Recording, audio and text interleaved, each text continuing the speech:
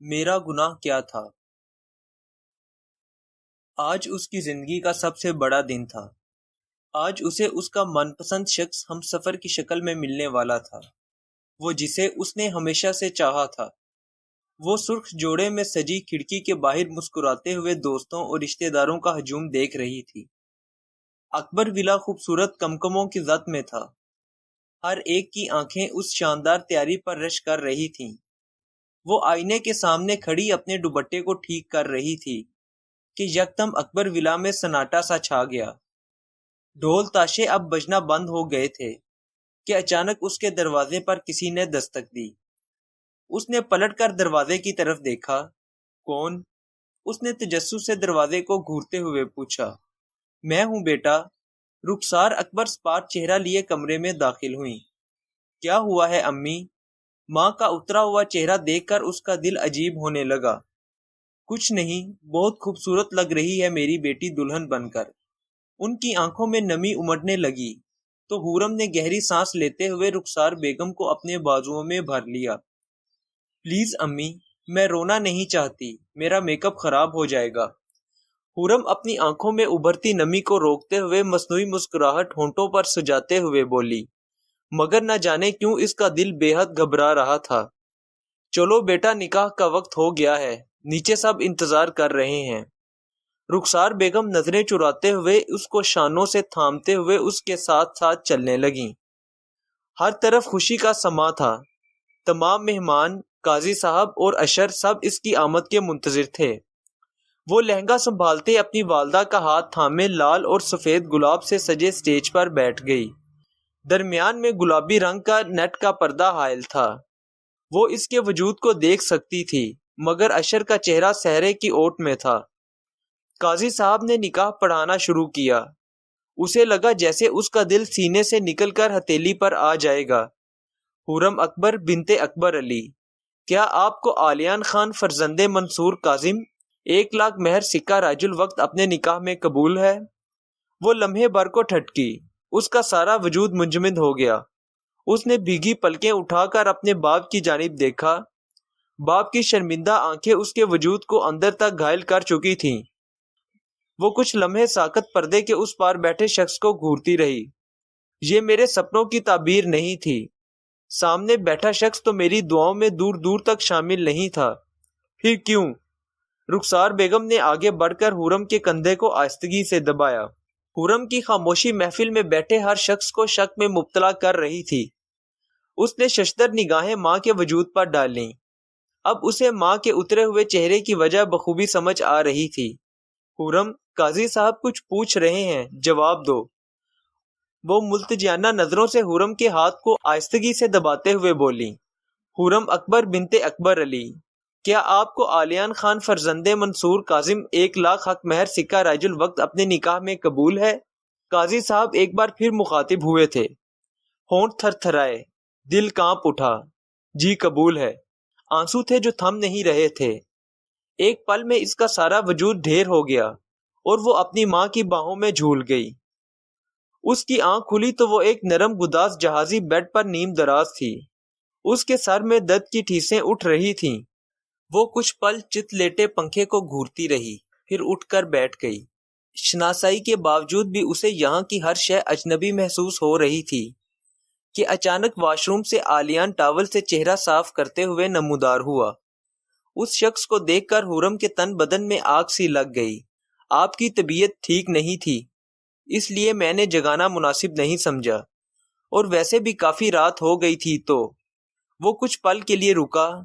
وہ اس کی نظروں کا ارتقا سمجھتے ہوئے خاموشی سے بیڈ کی پائنتی پر آ کر بیٹھ گئی۔ میں سمجھ سکتا ہوں کہ اس وقت آپ کے دل میں اس شادی کو لے کر بہت سے سوال اٹھ رہے ہیں، مگر میں مجبور ہو گیا تھا۔ اپنے اور آپ کے خاندان کی عزت کو بچانے کے لیے یہ قدم اٹھانا لازمی تھا۔ ابھی الفاظ اس کے منہ میں ہی تھے کہ حورم درستگی سے اس کی بات کو کاٹتے ہوئے بولی، میں اس شادی کو ہرگز قبول نہیں کروں گی۔ مجھے بس اتنا بتا دو کہ اشر کہاں ہے؟ وہ سراپا سوال بن گئی۔ حورم، وہ یہ شادی نہیں کرنا چاہتا تھا، اس لیے وہ آج صبح اسلام آباد چلا گیا۔ نہیں، تم جھوٹ بول رہے ہو، وہ ایسا نہیں کر سکتا میرے ساتھ۔ وہ کیسے بھاگ سکتا ہے؟ نہیں، ایسا ممکن نہیں۔ آنسو تھے کہ تھمنے کا نام نہیں لے رہے تھے۔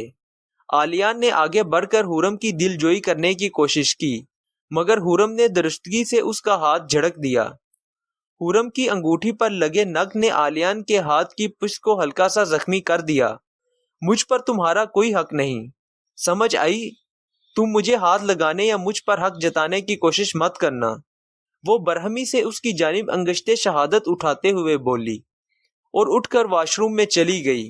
آلیان کچھ دیر بیٹھا اپنے ہاتھ کی پشت پر لگے معمولی سے زخم کو گھورتا رہا۔ اپنے بڑے بھائی کی غلطی کا خمیازہ اسے بھگتنا تھا۔ اگلی صبح اس کی آنکھ ملازمہ کے دستک دینے پر کھلی۔ وہ پچھلی رات وقفے وقفے سے روتی رہی تھی۔ جب وہ واش روم سے نکلی تھی تو دیکھا آلیان کوچ پر سو رہا تھا۔ جتنی اذیت میں حورم تھی، آلیان بھی اتنی ہی تکلیف میں تھا۔ ان کی قسمت نے ان دونوں کو ان حالات میں پہنچا دیا تھا۔ چھوٹی بیگم صاحبہ، بڑی بیگم صاحبہ اور آلیان صاحب آپ کا ناشتے کی ٹیبل پر انتظار کر رہے ہیں۔ آپ کو جلدی سے تیار ہو کر نیچے آنے کا حکم دیا ہے۔ ملازمہ چائے کی ٹرے سائڈ ٹیبل پر رکھتے ہوئے بولی۔ وہ بنا کچھ کہے واش روم میں گھس گئی اور تقریباً آدھے گھنٹے بعد وہ نیچے ناشتے کی ٹیبل پر حاضر تھی۔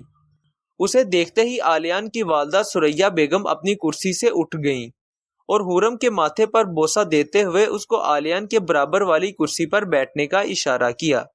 وہ کچھ لمحے کو رک کر خالی کرسی کو گھورنے لگی۔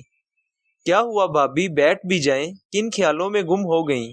آلیان کی چھوٹی بہن کرن کھلکھلا کر بولی۔ جواباً وہ بحث مسکراتے ہوئے کرسی کھینچ کر بیٹھ گئی۔ اداسی اس کے چہرے پر صاف عیاں تھی۔ امی، میں آفس کے لیے نکلتا ہوں، پہلے ہی لیٹ ہو گیا ہوں۔ آلیان اپنے جوس کا گلاس ختم کرتے ہوئے بولا۔ ہرگز نہیں، ابھی کل ہی دلہن گھر آئی ہے اور تم آفس جانے کی باتیں کر رہے ہو۔ کوئی ضرورت نہیں ہے آفس جانے کی۔ بہو کو کہیں باہر لے کر جاؤ، اس کا بھی دل بہل جائے گا۔ یہی تو ساتھ گزارنے کا وقت ہے۔ سریا بیگم آلیان کو تلقین کرتے ہوئے بولی تو جواباً آلیان محض سر ہلاتے ہوئے رہ گیا۔ سنا، میری چائے اور دعائیاں میرے کمرے میں لے آؤ۔ وہ پاس کھڑی ملازمہ کو حکم دیتے ہوئے اپنی جگہ سے اٹھ گئیں اور جاتے جاتے ایک بار پھر آلیان کو یاد دہانی کرتے ہوئے بولی، یاد ہے نا میں نے جو کہا ہے؟ جی امی۔ آلیان نے مؤدبانہ انداز میں سر اثبات میں ہلا دیا۔ بھابی، آپ تو کچھ کھا ہی نہیں رہی، یہ لیں کچھ فروٹس کھا لیں، اور تکلف کی تو بالکل بھی ضرورت نہیں۔ کرن نے حورم کو پلیٹ میں خالی چمچ ہلاتے ہوئے دیکھا تو جھٹ سے بولی۔ ابھی وہ حورم کی پلیٹ میں فروٹس ڈال ہی رہی تھی کہ اس کی نظر بھائی کے ہاتھ پر پڑی۔ آلیان بھائی، یہ آپ کا ہاتھ کیسے چھل گیا؟ حورم اور آلیان نے بروقت ایک دوسرے کو دیکھا۔ کچھ نہیں، ایک جنگلی بلی نے پنجہ مار دیا تھا۔ حورم نے برہمی سے اپنی پلیٹ کو گھورا اور بمشکل لقمہ حلق میں اتار پائی۔ آگے سے کرن بھائی کا اشارہ سمجھتے ہوئے دبے ہونٹ ہنسنے لگی۔ بھائی، ابھی تو شروعات ہے، آگے آگے دیکھیے آپ کے ساتھ کیا کیا ہوتا ہے۔ یہ کہتے ہی کرن نے زوردار قہقہا لگایا۔ آلیان بھی کرن کی بات پر محظوظ ہوتے ہوئے مسکرایا۔ بے شک یہ رشتہ مجبوری میں جڑا تھا، مگر اس رشتے کو خوش اسلوبی سے نبھانا تو تھا۔ آلیان نے کبھی بھی نہیں سوچا تھا کہ اس کے بڑے بھائی کی منگیتر اس کی بیوی کی حیثیت سے اس گھر میں آئے گی۔ ایک ہی سائے تلے پرورش پانے کے باوجود دونوں کی طبیعت میں زمین و آسمان کا فرق تھا۔ اشر زمانے سے 2 قدم آگے چلنے والوں میں سے تھا، بے باک اور منچلا۔ حورم سے نسبت طے ہونے کے باوجود بھی اس کی دوستیاں دوسری لڑکیوں سے تھیں۔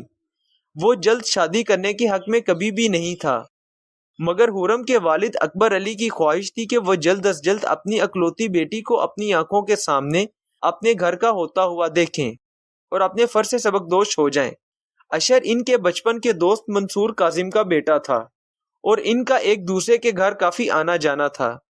نہ جانے کب اور کیسے حورم اور اشر نزدیک آ گئے تھے۔ ان کی نزدیکی کوئی ڈھکی چھپی نہیں تھی اور دونوں فیملیز کو کوئی اعتراض بھی نہیں تھا۔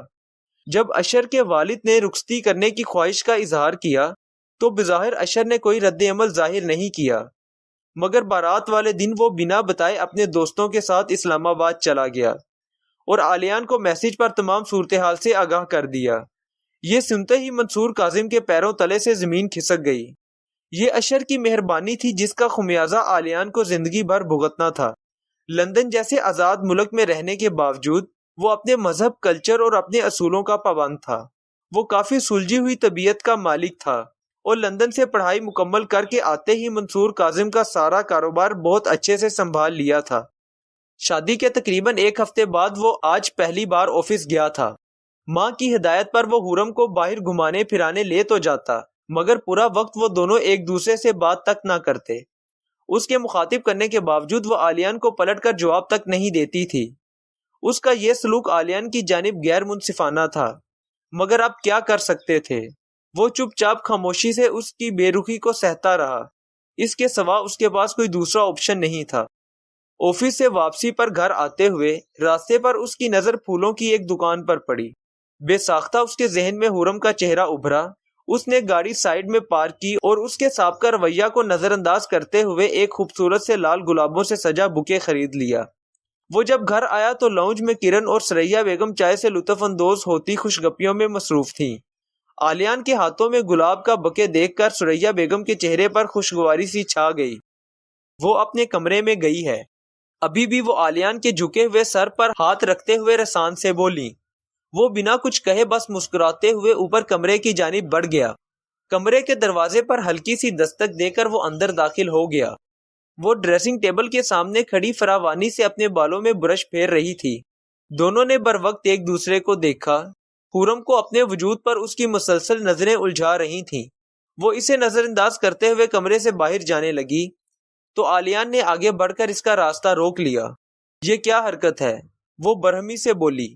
مجھے تم سے بات کرنی ہے۔ وہ ملتجیانہ نظروں سے اسے دیکھنے لگا۔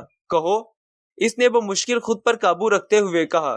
تم جتنی اذیت سے گزر رہی ہو میں بھی اتنی ہی تکلیف سے گزر رہا ہوں۔ جو ہوا اس میں تمہاری طرح میرا بھی کوئی قصور نہیں ہے۔ حرم، تم مجھے کس بات کی سزا دے رہی ہو؟ میں تمہارے جذبات بخوبی سمجھ سکتا ہوں۔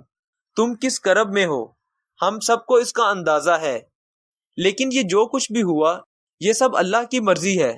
ہم کم از کم دوست تو بن سکتے ہیں۔ عالیان نے بنا لمبی چوڑی تمہید باندھے اپنی بات حرم کو تحمل سے بتا دی۔ وہ ایک امن پسند اور شانت مزاج کا انسان تھا اور حرم کی بیجا نفرت اسے بے چین کر رہی تھی۔ وہ آرام و سکون سے حرم کو سمجھانا چاہتا تھا۔ وہ اپنی بات مکمل کر کے کچھ دیر ٹکٹکی باندھے حرم کے کسی رد عمل کا منتظر رہا۔ حرم مسلسل اپنی کھلی ہتھیلیوں کو خاموشی سے گھورتی رہی۔ نہ جانے اسے کیا ہوا تھا۔ آنسوؤں کے قطرے ایک ایک کر کے اس کی ہتھیلی پر گرنے لگے۔ وہ دھندلی آنکھوں سے کھلی ہتھیلیوں پر اپنا نصیب ڈھونڈ رہی تھی۔ بچپن سے جس چیز پر اس نے انگلی رکھی تھی اکبر علی نے اس کے قدموں میں لا کر ڈھیر کر دی تھی، مگر آج وہ اپنے نصیب کے آگے خود کو بے بس اور لاچار محسوس کر رہی تھی۔ عالیان نے نرمی سے اس کے رخسار پر ٹھہرا آنسو اپنی انگلی کے پور سے صاف کر دیا اور دوسرے ہاتھ میں پکڑا لال گلابوں سے سچا بکے اس کی جانب بڑھایا۔ حرم کو لال گلاب بے حد پسند تھے، مگر اشر کو پھولوں سے سخت چڑ تھی۔ مجھے پھول بہت پسند ہیں، اس لیے راستے میں نظر پڑی تو تمہارے لیے لے آیا۔ امید ہے تمہیں اچھے لگیں گے۔ حرم نے نظر اٹھا کر پھولوں کے اس شاندار بکے کو دیکھا اور پھر عالیان کو۔ جو کچھ بھی ہوا اس میں واقعی عالیان کا کوئی قصور نہیں تھا۔ اس نے آہستگی سے بکے کو تھام لیا۔ اسے حرم کے اس رویے کی امید نہیں تھی۔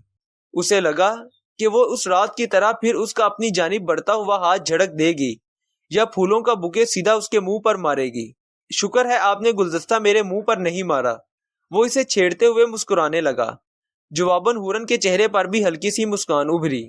ارے واہ میڈم، آپ مسکراتی بھی ہیں۔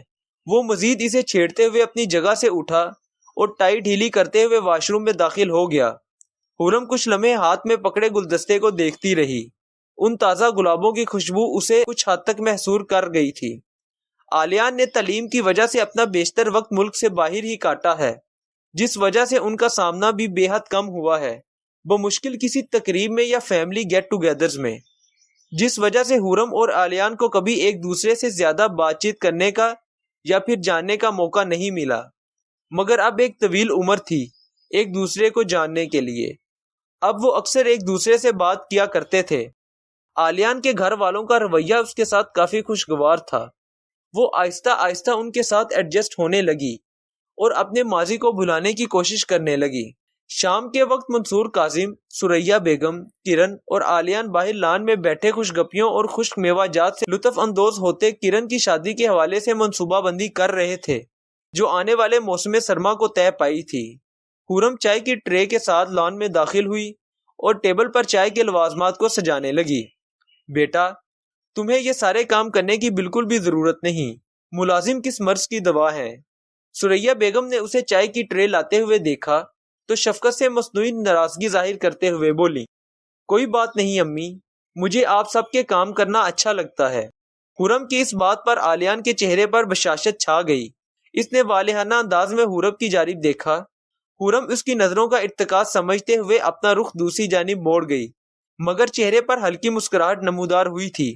اچھا آلیان، مسٹر کامران اور ان کی مسز کی جانب سے ڈنر کا انویٹیشن آیا ہے۔ ہمارے نئے پروجیکٹ میں ان کی بڑی انویسٹمنٹ ہے۔ میں اور تمہاری والدہ کل کرن کے سسرال چکر لگانے کا سوچ رہے ہیں۔ کرن کے ساتھ سسر نے بلوایا ہے، تو ایسا کرو تم اور خرم ہماری طرف سے چلے جاؤ۔ اسی بہانے تمہاری ملاقات بھی ہو جائے گی مسٹر کامران سے، اور میری طرف سے معذرت کر لینا۔ منصور صاحب رسان سے کہتے ہوئے دوبارہ سریا بیگم کی جانب متوجہ ہو گئے۔ جواباً آلیان نے مؤدبانہ انداز میں سر کو جنبش دی اور خرم کی جانب دیکھا۔ وہ غیر مؤثر انداز میں چائے کے گھونٹ بھر رہی تھی۔ وہ ابھی ٹاول سے بالوں کو سکھاتے ہوئے باتھ روم سے باہر نکلا ہی تھا کہ لمحے بھر کے لیے اس کی سانسیں ساخت ہوئیں۔ خرم کے وجود کے سامنے اسے اپنے پیر لڑکھڑاتے ہوئے محسوس ہوئے۔ وہ سیاہ سلک کی ساری میں بلا کی حسین لگ رہی تھی۔ بالوں کو بلو ڈرائی کر کے شانوں پر پھیلائے ہوئے تھے اور چہرہ ہلکے میک اپ سے سجا ہوا تھا۔ کانوں میں ڈائمنڈ کے نازک سے ٹاپس اور گلے میں وائٹ گولڈ چین پہنی ہوئی تھی۔ وہ آج بے حد خوبصورت لگ رہی تھی۔ خرم نے آلیان کو محویت سے اپنی جانب دیکھتے ہوئے پایا تو وہ تذبذب کی کیفیت میں کچھ دیر یوں ہی کھڑی رہی، پھر اس کی نظروں کی تاب نہ لاتے ہوئے جھنجھلا کر بولی، کیا ہوا؟ ایسے بت بنے کیوں کھڑے ہو؟ خرم کی آواز سماعتوں میں پڑتے ہی وہ ٹھٹک گیا۔ ہاں، کچھ نہیں۔ چہرے پر ایک ہی پل میں بہت سے تاثرات کا تبادلہ ہوا۔ خرم نے اس کی یہ حرکت جان بوجھ کر نظر انداز کر دی، جیسے کچھ ہوا ہی نہ ہو۔ اسے اندازہ ہو گیا تھا کہ آلیان اپنی حرکت پر شرمندہ ہو رہا ہے، اور وہ خود بھی نروس ہو گئی تھی۔ وہ دونوں تیار ہو کر آگے پیچھے چلتے پورچ تک آئے۔ آلیان نے دور سے ہی ریموٹ کی سے گاڑی ان لاک کی اور آگے بڑھ کر خرم کے لیے فرنٹ سیٹ کا دروازہ کھولا، جو کہ کوئی نئی بات نہیں تھی۔ پہلی بار جب سریا بیگم کے کہنے پر وہ باہر گئے تھے اور آلیان نے خرم کے لیے فرنٹ سیٹ کا دروازہ کھولا تھا تو جواباً خرم نے آلیان کو قہر برسانے والی نظروں سے دیکھا تھا۔ اس کے باوجود اس طرح کے چھوٹے چھوٹے عمل خرم کے لیے کرتا رہتا تھا، جیسے کہ ڈائننگ ٹیبل پر بیٹھنے سے پہلے خرم کے لیے کرسی کھینچنا، یا اپنی پلیٹ میں کھانا نکالنے سے پہلے خرم کی جانب چاولوں کی ٹیپ بڑھا دینا۔ پہلے تو خرم کو اس کے یہ تمام عمل ڈھونگ اور ناٹک لگتے تھے، مگر وقت کے ساتھ ساتھ اس نے یہ بات نوٹس کی کہ آلیان کے والد منصور کاظم بھی اپنی بیوی سریا بیگم کے لیے یہی ساری چیزیں کرتے ہیں۔ کبھی کبھی تو وہ محبت میں سریا بیگم کو نوالے تک بنا کر کھلاتے ہیں۔ اشر اور وہ جب بھی کسی ریسٹورانٹ میں گئے یا باہر سیر و تفریح کے لیے گئے تو اشر نے کبھی خرم کے لیے ایسا کچھ نہیں کیا۔ حالانکہ آلیان کی بنسبت اشر نے اپنا بھرپور وقت پاکستان میں اپنے گھر والوں کے ساتھ گزارا تھا، مگر بھائی ہونے کے باوجود دونوں کی تربیت میں زمین اور آسمان کا فرق تھا۔ اب خرم کو بھی آلیان کی یہ عادتیں بھانے لگی تھیں۔ آلیان کی نظروں میں اس کی چاہت اور عزت اسے آہستہ آہستہ اپنا گرویدہ کر رہی تھی۔ کسی نے ٹھیک ہی کہا تھا کہ محبت کے بغیر گزارا ممکن ہے، مگر عزت کے بغیر سانس زہر بن کر دھڑکنوں میں اترتی ہے۔